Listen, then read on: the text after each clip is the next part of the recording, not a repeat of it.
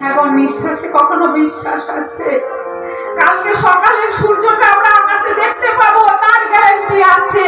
কিন্তু আমি যে ওই আকাশের সূর্যটা কাল সকালে দেখবো তার কোনো গ্যারান্টি না। নিঃশ্বাসে নাই কবু বিশ্বাস। ওগো, যদি গলায় সোনার চেন পরো তাহলে চোরে চুরি করার ভয় থাকে, আর যদি গলায় তুলসী দাও তাহলে সেই অনাদি রাধে গোবিন্দ কবে তোমার মনটা চুরি করে নেবে। আমরা কে না চাই যে ভগবান আমাদের এই মনটা হরণ করে নিয়ে যাক। জীবের স্বরূপ হয় নিত্য কৃষ্ণ দাস। প্রত্যেকটি মানুষের উচিত ভগবানের সেবা করা, নিত্য দাস। দাস কথার অর্থ কি? মালিকের কথাগুলো মেনে চলা, বাক্য মেনে চলা, মালিকের সেবা করা। তেমনি আমাদের মালিক, এই সারা জগতের মালিক, বিশ্ব ব্রহ্মাণ্ডের মালিক অনাদি গোবিন্দ, যেই জগৎকে সৃষ্টি করেছে, এই জগৎকে পালন করেন, আবার এই জগৎকে ধ্বংস করেন, সেই মালিকের দাস আমরা হতে চাই তো নাকি? জগতের দাস হয়ে কি লাভ? যতদিন তুমি দিতে পারবে, যতদিন তুমি স্বামীর কথা মতো চলতে পারবে, ততদিন ভালোবাসা, না হলে ভালোবাসা পুড়িয়ে যায়। সেই জগতের মালিক অনাদি রাধে গোবিন্দের একবার দাস হয়ে দেখো, সে তোমার সঙ্গে কখনো বিশ্বাসঘাতকতা করবে না। হ্যাঁ গো মা, আমার বলার এটাই উদ্দেশ্য ছিল যে আপনারা এখানে যতজন বসে আছেন বেশিরভাগ মানুষই তো কপালে তিলক নেই, মানে কৃষ্ণ ভজন করেন না। আচ্ছা, বলতে পারেন তাহলে কৃষ্ণ কি আপনাদেরকে সুন্দর পৃথিবীতে থাকার সুযোগ দেন নাই? সুন্দর সূর্যের আলো আপনাদেরকে দেন নাই? সুন্দর অক্সিজেন আপনাদেরকে দেন নাই? এখন তাকে তো আমরা ভালোবাসি নাই, তাকে তো আমরা ডাকি নাই, তাহলে তো সে তো না দিলে নাও পারতো, তাই নাই কি? আচ্ছা, আপনার স্বামীকে যদি না আপনি ভালোবাসেন, তার কথা মতো যদি না চলেন, আপনার স্বামী আপনাকে ভালোবাসবে, ঘর থেকে তো বের করে দেবে। কিন্তু কৃষ্ণ কত দয়াময় দেখুন, আমরা ভালোবাসি নাই, তবুও আমাদেরকে সমস্ত রকম সুযোগ সুবিধা দিচ্ছে। এমন দয়াময় কোথায় পাবে? যে দয়াময়কে যদি কেউ বিষ দিয়েও ভালোবাসে তবুও তাকে মায়ের গতি দেয়। যে দয়াময়কে ভগবান, যে দয়াময় ভগবানকে ছাপানো ভোগ লাগানো হয়, সেই দয়াময় ভক্তের ভালোবাসায় পেতে গিয়ে চালের খুলো খায় হাসতে হাসতে। যে দয়াময় বৈকুণ্ঠের না, সে হাসতে হাসতে বিদুরানীর সাত পাতাও খায় গো। সে তার শুধু ভালোবাসা চাই গো, আর কিছু চাই না গো। নিজে গীতায় বলেছে, পত্রম পুষ্পম ফলম তোয়ম যো মে ভক্ত প্রযচ্ছতি তদহং ভক্তৈ প্রৌতমস্নামি প্রযতাত্মনা। ওরে ভক্ত, তুই ভক্তি ভরে পত্র, পুষ্প, ফুল, ফল, জল আমাকে অর্পণ কর। আমি তৎক্ষণাৎ তোর সেই উপহার গ্রহণ করব রে। আমাকে কিছু তো অর্পণ কর। যে সারা জগতের মানুষকে খাওয়ায়, সে ভক্তের কাছে চাইছে, ওরে ভক্ত ভক্তি করে আবার একটু পত্র, পুষ্প, ফুল, ফল, জল দে। ওরে আমার তুলসী পত্র অত্যন্ত প্রিয়, তুই প্রত্যেকদিন কিছু নাই পারিস, দুটো তুলসী আমার চরণে অর্পণ করিস। ভক্ত বলছে, অত সময় কোথায়? তুলসী চরণ করবো, তারপর তোমার চরণে দেব, সারাদিন সংসারের কত কাজ। বলছে ঠিক আছে, তুলসী দিতে হবে না, দেখ সামনেই টগর গাছ আছে তো, দামি দামি ফুল দিতে হবে না, একটু পুষ্পই ওখান থেকে তুলে নিয়ে এসে আমার চরণে নিবেদন করে। ভক্ত বলছে আমার অত সময় নাই।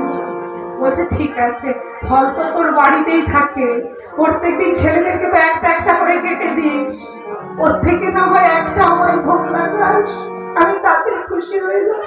হ্যাঁ, ফলের কত দাম, বরং ফল তোমায় দিতে পারবো না, বলছে তাহলে একটু গঙ্গা জল দিস। হ্যাঁ, বাড়ি থেকে গঙ্গা কত দূর, গঙ্গায় জল তুলবো, সংসারে এত দায়িত্ব পালন করতে করতে সময় হয়ে ওঠে না, কখন গঙ্গায় যাব, কখন জল তুলবো, কখন তোমার সেবা করবো। ভগবান ভক্তের পিছু ছাড়ে না গো। কত কত হয়ে বলে ওরে ভক্ত তোর কিছু জিনিস চাই না, তোর সময় নাই তো তোর কিছু জিনিস চাই না, তোর ওই শরীরের মধ্যে যে আমি গঙ্গা যমুনা রূপে দুটো নয়ন দিয়ে রেখেছি, ওই দুটো নয়ন বাড়ি বর্ষিত করে শুধু একবার বল, হে নাথ হে দয়াময়, তোমাকে দেওয়ার মতো আমার কিছুই নাই। যদি কিছু দিতে পারি, অধম পতিতের মনটা পড়ে আছে, সেটা তুমি ভোগ লাগিয়ে নাও, হরণ করে নাও প্রভু। এই জগতে একমাত্র তুমি যে আমার আপন, আর যে কেউ আপন নাই। যখন এসেছিলাম খালি হাতে এসেছিলাম, যখন যাব আমি খালি হাতে যাব।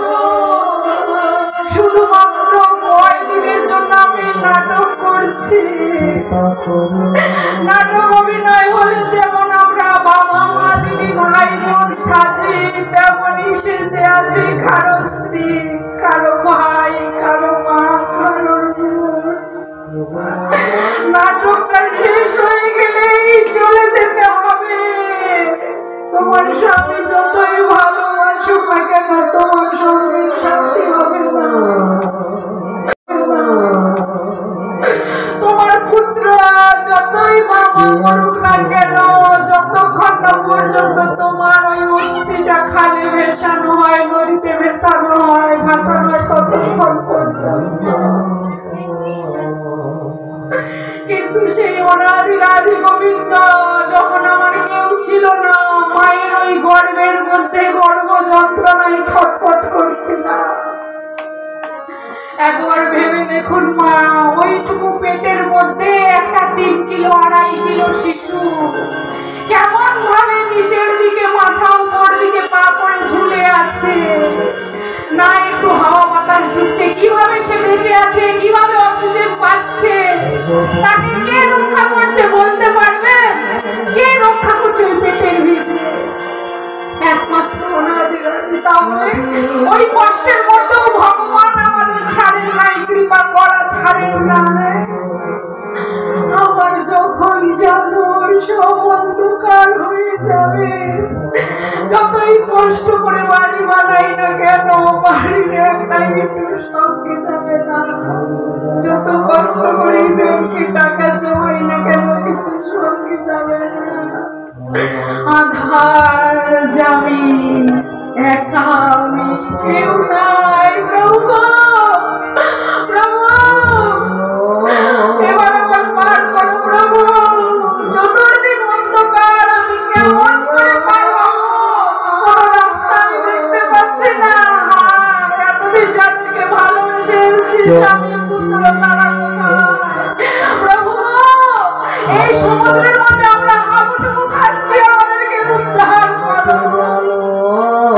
যদি আমাদের গায়ে সামর্থ্য থাকতে এখন আমরা প্রভুকে একটু না ভালোবাসি, অন্তিম দিনে প্রভু আসবে, তোমাকে বাঁচানোর জন্য আসবে, আসবে না। তাই বলছে ছোটবেলা থেকে তাকে একটু ভালোবাসাবে, তাহলে সেই অন্তিম দিনে এসে সে তোকে অবশ্যই বলবে, হ্যাঁ গো মা, এ আমার মুখের বচন নয়, এই শ্রীমদ্ ভাগবতের মধ্যেই বলা আছে, মৃত্যুর পর সকলকে ভব সমুদ্র পার হতে হয়। সেই ভব সমুদ্রে জল নাই, সেই ভব সমুদ্রে রক্ত, ভূত, যত ধরনের নোংরা কুচি আছে সেই ভব সমুদ্রের মধ্যে, সেইখানে হাবুডুবু খেতে হবে প্রত্যেককে। শুধু একজনই নিস্তার পাবে, যে সারা জীবন হরি ভজন করেছে, হরিকে এই জীবনের একমাত্র আশ করেছে, যে তার সমস্ত জীবনটা হরিপাদ পদ্মে বিসর্জন একমাত্র সেই নিস্তার পাবে। তাই বারবার